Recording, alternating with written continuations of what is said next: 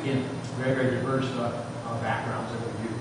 So you put all that together and get selected for the program. An interesting process, by the way.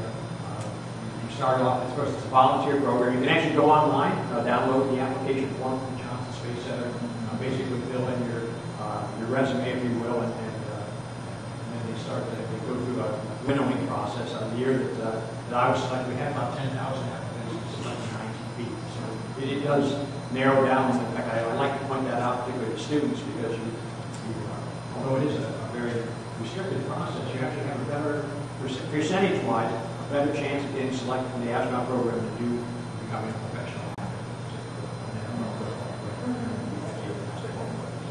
You go through a week-long series of interviews and exams, physical exam, psychological exam, and then finally you finish up sometime during the week.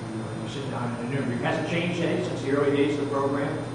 It appears more like an inquisition as opposed to an interview because you have people sitting around you in a round table. They put you on a chair kind of in the middle.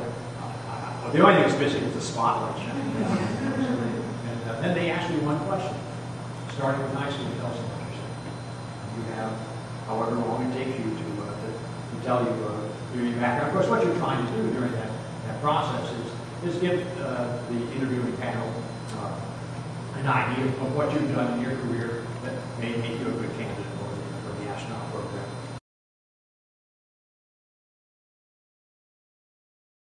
Here, this is all. So when do you get to the nitrogen? Is it there somewhere? It's actually right here at the top. This whole container is almost filled, so you can see it pour out.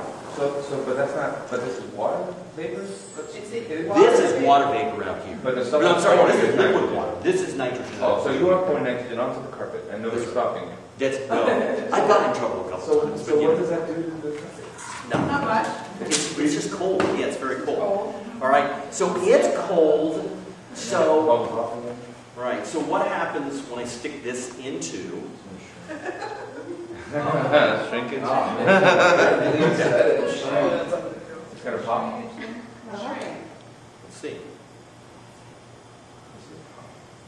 Wow. It must be special silicone. No, these are regular balloons, actually. I would totally hire you for a birthday party. You froze the air. I never heard that. Okay, so now I'm going to take this out in a second. I want you to look at the bottom. By the way, where did the air go? Solidified. Changed state of matter. To what? Did it solidify or did it Liquefy. Okay. So let's look at the bottom. I'm going to hold this up. And you're going to see in the bottom. See the liquid? So that's liquid air that's in there, and it takes up less space.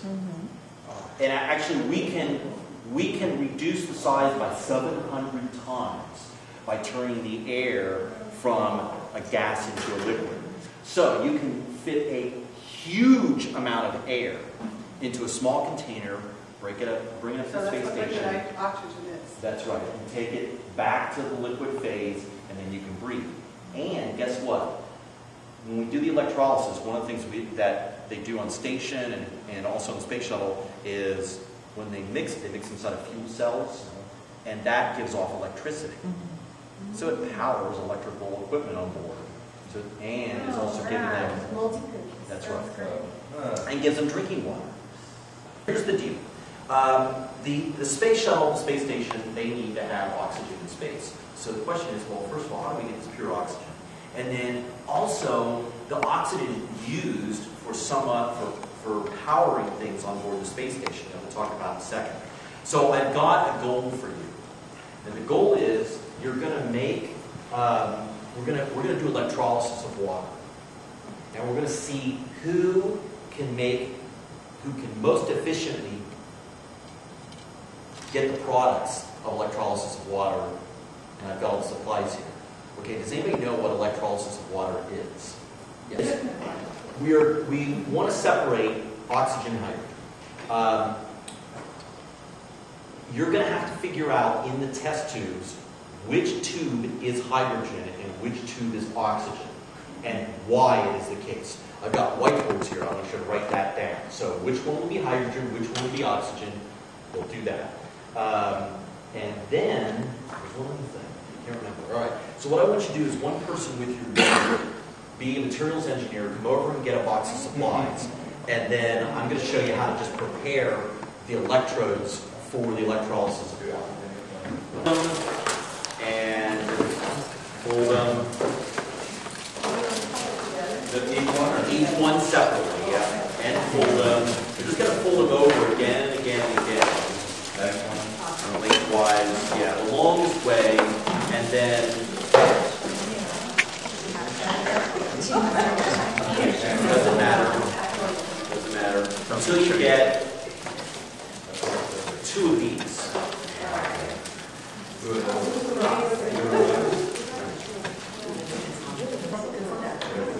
Then, in a cup of water, you're going to get a cup of water. You're going to need a couple of cups.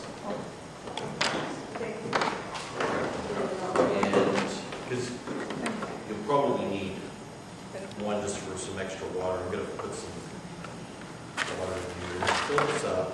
Put the electrode in.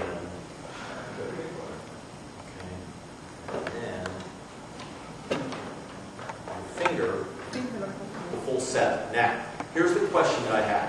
We're going to do electrolysis of water.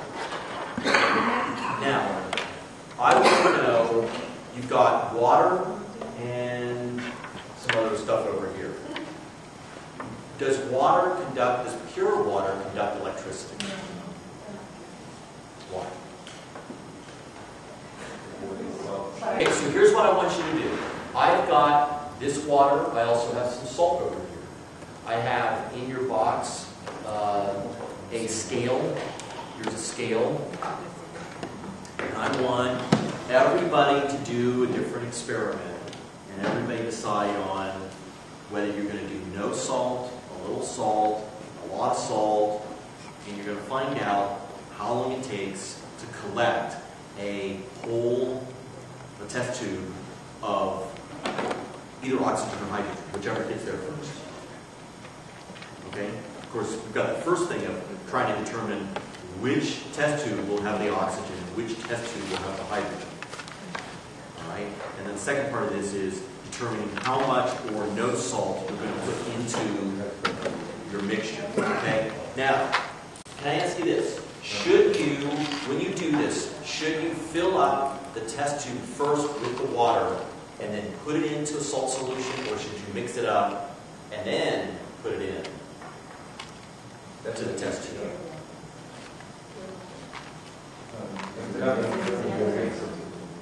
Okay, I'm not going to answer that question. I'm going to let you answer that. I'm going to just ask the question. Okay, so I'm going to leave the rest of it set up here. Of course, you put a battery on this. I'll set it up and show you how the battery should be set up. So at this point, you've got your goal. Yeah, you got your goal, what you're going to do, and then we're going to test it with a little candle flame to find out what happens. Way to do it.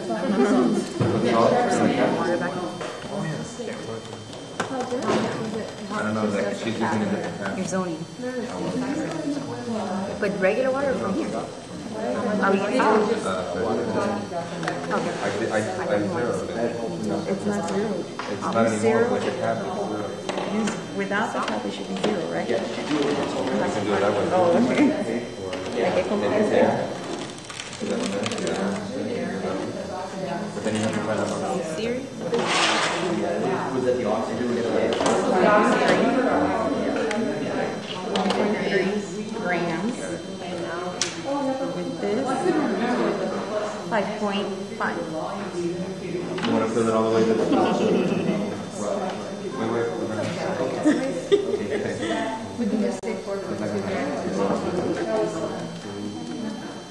Hold on. It's not bad. Okay, how much now?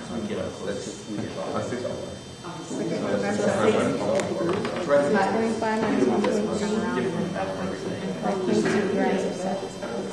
Well, that's what we were referring technically. Did we take a time when this be No, Yeah, we didn't. we might want to take it like right now.